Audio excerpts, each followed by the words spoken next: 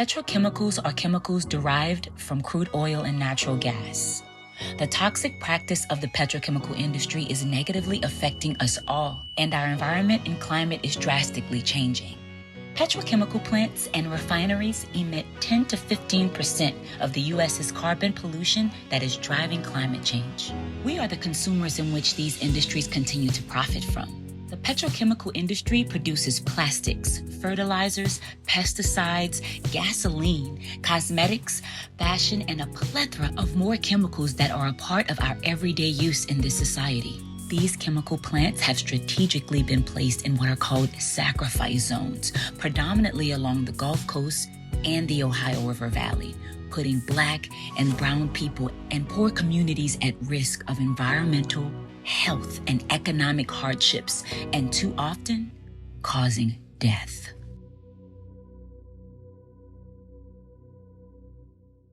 When it comes to generating electricity for the world, coal has been our largest source of energy.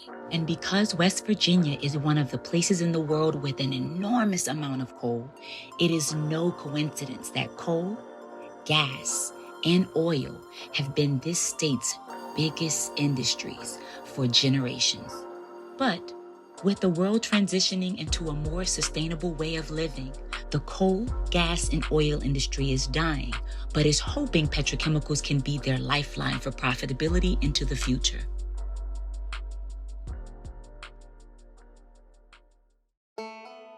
NAACP Chair and climate activist Pamela Nixon shares why West Virginia and its beautiful natural infrastructure along the Kanawha River Valley is known to attract big oil, gas, and petrochemical industry giants. West Virginia has so many natural resources. We had salt mines, coal, and the natural gas, and the oil, and plus a lot of waterways, which helps with the transportation. So it was a big draw for the chemical industry to come to West Virginia. In 1923, Union Carbide opened a facility in Clendenin, West Virginia, and brought George Carmay Jr.'s vision of isolating ethane from natural gas and converting it to ethylene into fruition, making West Virginia the birthplace of the petrochemical industry. Advocates like Dustin White with the Center of International Environmental Law and residents like Donna Willis of Institute West Virginia are dedicated to achieving a cleaner and safer environment without toxic chemical plants like the one started by Union Carbide. West Virginia is known to be the birthplace of petrochemicals. It started in a small town here in West Virginia called Clendenin with an ethylene plant that they built. And from there, it just proliferated over decades to become a powerhouse industry throughout the world. Union Carbide, they were the ones who built the first plant in Clendenin and started creating polymers that would eventually become plastic products. The petrochemical industry came to our town of Institute in the late 1930s. And what it was is they wanted to build a plant that made synthetic rubber. And the federal government built that plant. They had Union Carbide actually build the plant, but they ran the plant until it was no longer necessary for them to do so after the war of World War II ended. They then sold that plant to Union Carbide. Really, the federal government brought the garbage to our town without any warning, without any acknowledgement about what they were doing.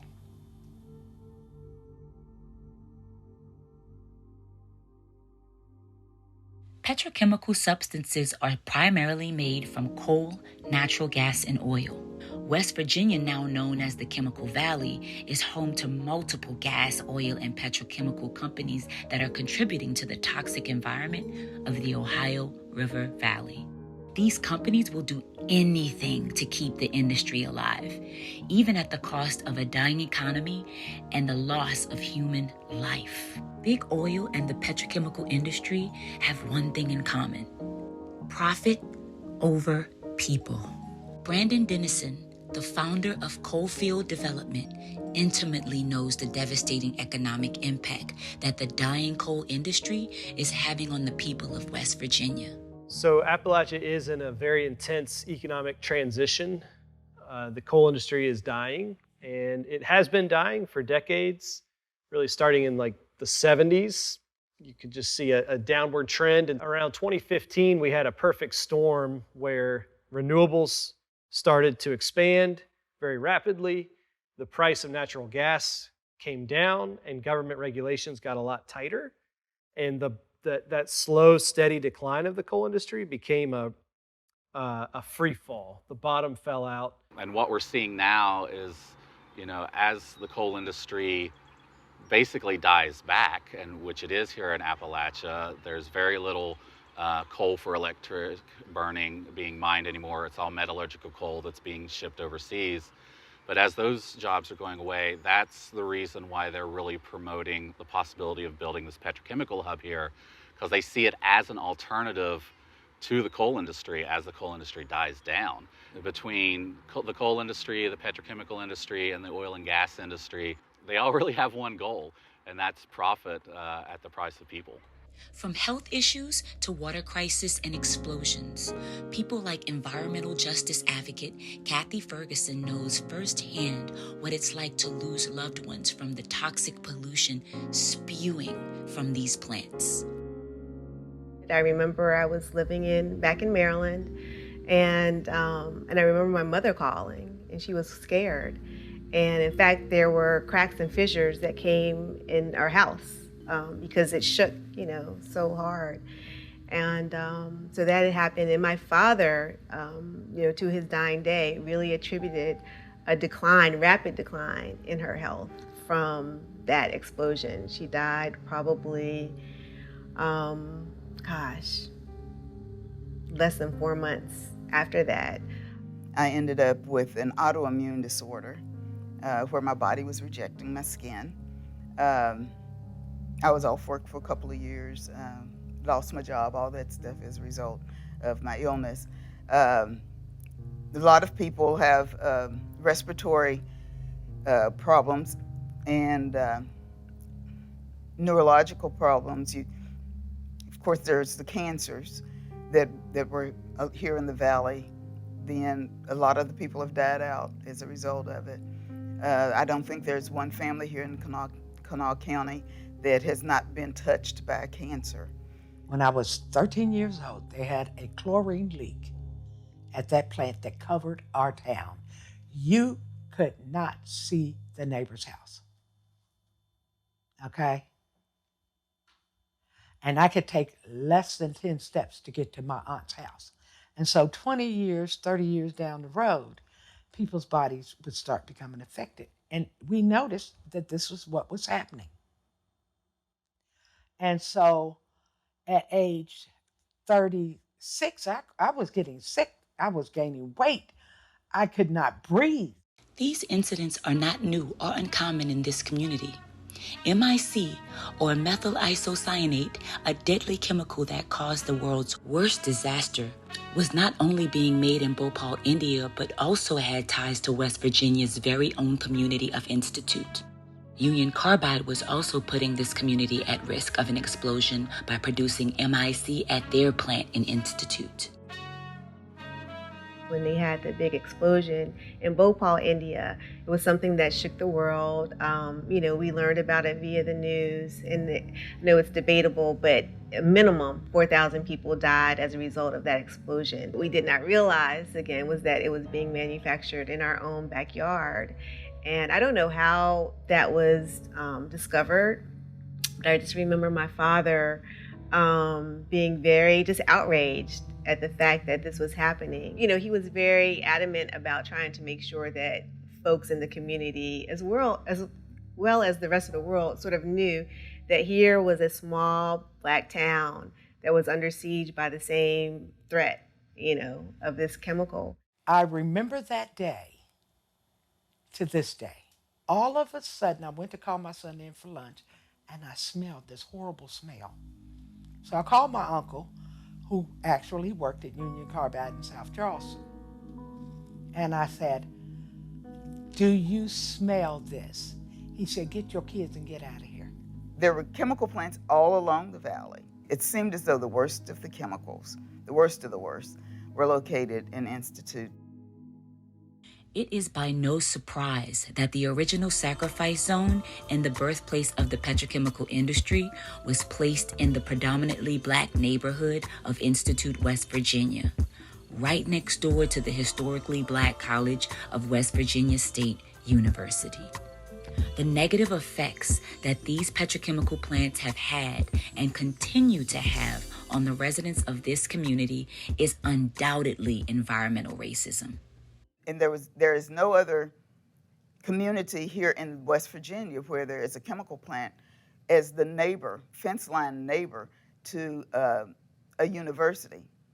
And this is a historically Black university, and it's right there at the fence line. The odors were right there. So it was organizations like the one that Warren Ferguson started that gave us an idea of what they were using to cover the smell of the chemicals.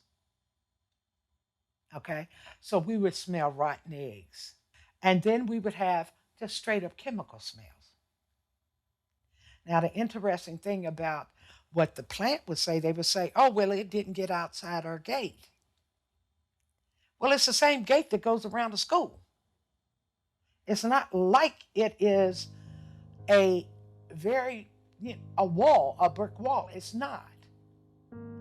And so this excuse that, oh, it didn't get past our fence line was a lie.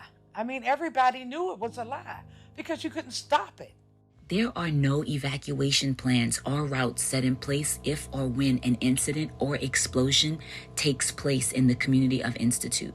Right after the community right to know laws were passed, and we asked the emergency responders to do a what if situation, some sort of a scenario. What if a major tank at in that complex, the chemical complex, would explode? How would we evacuate the community? Because the only way out from West Virginia State University without going toward the chemical plant would be Route 25, which is a 2-lane road. They did construct a 1-lane road, an emergency route from West Virginia State University. Only thing is, they locked the gates. In fact, in recent years, when I've gone to the county commission and asked for them to remove the chains to open the gates, they said that we would just have to agree to disagree because the county was going to keep the gates locked. After a large tanker truck had an accident, spilling an enormous amount of hydrochloric acid on a residential road in Fairmont, West Virginia, B.J. McManama of the Indigenous Environmental Network jumped into action so that spills like this will never happen again in her community. But B.J. is not only on the front lines when it comes to her community. She is also helping communities like Institute fight for environmental and climate justice. Now we're trying to stop the 5 more cracker plants that they're planning along the Ohio River on the West Virginia side. And West Virginia already has petrochemicals in Huntington and Charleston.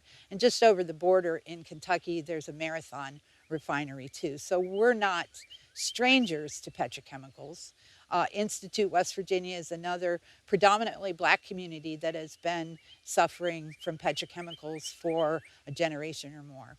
So our involvement now, with me being on the front lines and our influence not only with our Indigenous communities, but our non-Indigenous communities.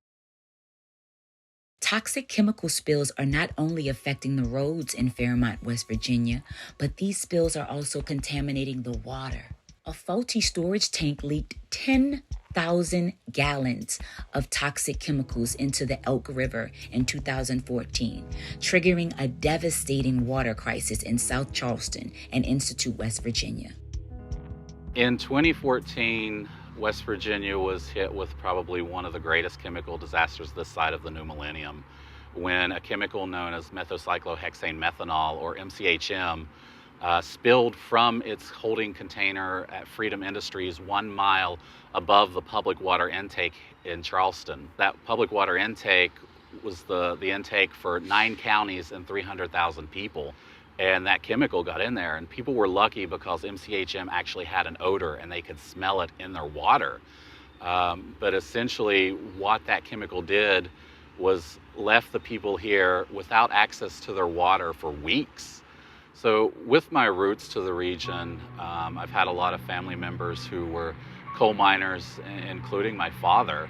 Just before the change over to 2014, he was diagnosed with cancer, not even 5 years into his retirement from the coal mines. The day of the chemical spill, we were learning that there would be no treatment for his cancer and that it was officially terminal. And he would spend some of the last weeks of his life without access to clean water.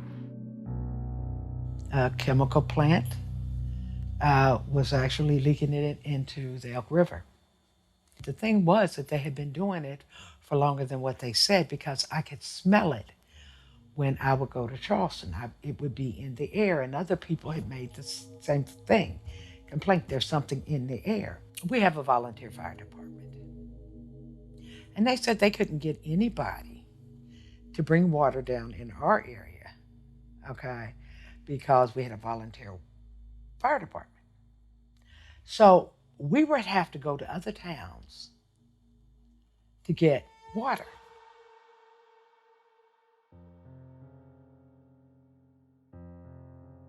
Although there are many challenges that these West Virginia residents face due to the big oil and petrochemical industry, they refuse to give up on the environmental and climate justice fight that they have dedicated their lives to. So one of the major things that CL has been working on lately is to develop a global plastics treaty, and have been working with the United Nations to try to develop some type of enforceable treaty to really reduce and eventually do away with plastic pollution, which is essentially what most of petrochemicals go towards, is to manufacture the single-use plastics. And just working with communities so closely, especially communities in the Gulf Coast and communities like the Appalachian region, who are facing these petrochemical expansions and build-outs.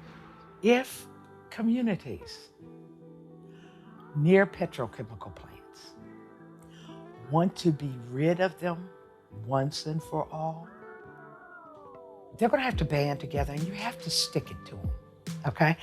The more you make comments, the more you write up in the paper, the more you attend anything that the government has in relationship in your state to do with those chemical plants, you be there, you say what you have to say, and you tell the truth on them. And you ask them, why are you letting them lie? Why don't you do anything to protect us? The state has to really make up its mind about, whether it's going to be dual-minded, continue to be that way, or whether it's going to pick the right side. And the side of that history will bear out is the best thing to do, which is to transition away from this coal and these chemicals and, into other types of industry.